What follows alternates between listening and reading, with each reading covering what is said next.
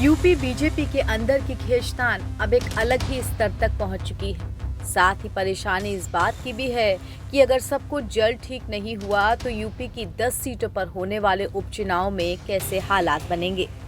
BJP अध्यक्ष JP Nadda ने deputy CM Keshav Prasad Maurya को समझा बुझाकर दिल्ली से लखनऊ भेजा था, मगर हालिया घटनाओं से ऐसा लगता नहीं कि उन पर कुछ भी असर हुआ है।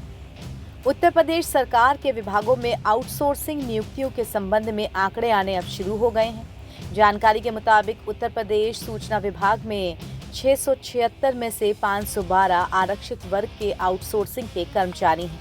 इनमें से 340 सिर्फ ओबीसी वर्ग के हैं। ये संख्या 75% के आसपास है, जबकि अभी आउटसोर्सिंग में आरक्षण का नियम लागू नहीं हुआ है। महत्वपूर्ण बिंदु ये है कि आउटसोर्सिंग में नियुक्ति शासन के स्तर पर नहीं बल्कि विभाग के ही स्तर पर उसके द्वारा अधिकृत आउटसोर्सिंग एजेंसियां करती हैं।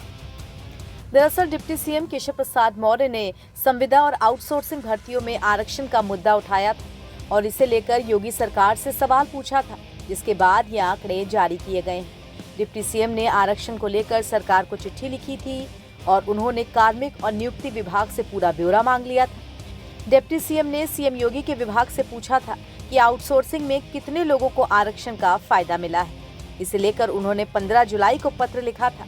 अपना दल की अनुप्रिया पटेल ने भी इस बाबत मांग की थी। डिप्टी सीएम केशव प्रसाद मौर्य ने बीजेपी प्रदेश कार्यकारिणी की बैठक में संगठन को सरकार से बड़ा बताया था। जिस दिन केशव ने बयान दिया था उसके अगले दिन ही केशव प्रसाद ने 2 मुद्दे उठाए थे। पहले दिन आउटसोर्सिंग के जरिए दी जाने वाली नौकरियों में आरक्षण और दूसरा शिक्षक भर्ती का, जिसके लिए 2018 में विज्ञापन निकाला गया था। यूपी की योगी सरकार पर आरोप लगे थे कि कॉन्ट्रैक्ट पर दी जाने वाली नौकरियों में आरक्षण की अनदेखी हो रही है, मतलब पिछड़े और दलित कोटे को रिजर्वेशन नहीं दिया जा रहा है। यूपी में अब सीएम योगी आदित्यनाथ और केशव प्रसाद मौर्य की तकरार तेज होती नजर आ रही है।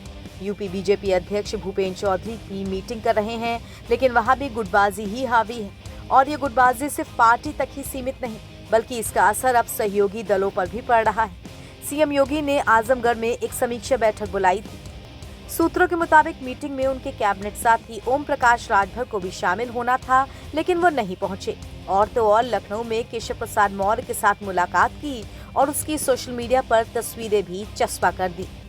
4 जून को लोकसभा चुनाव के नतीजे आने के बाद योगी आदित्यनाथ की तरफ से बुलाई गई मीटिंग में सिर्फ डिप्टी सीएम केशव प्रसाद मौर्य नहीं, इस मीटिंग से कई मंत्री दूर रहे थे और उसके बाद से ही सीएम योगी आदित्यनाथ और केशव प्रसाद मौर्य दोनों ही अपने अपने हिसाब से अलग अलग मुलाकातें कर रहे हैं, जो बीजेपी के लिए बिल्कुल ठीक नहीं लग रहा है।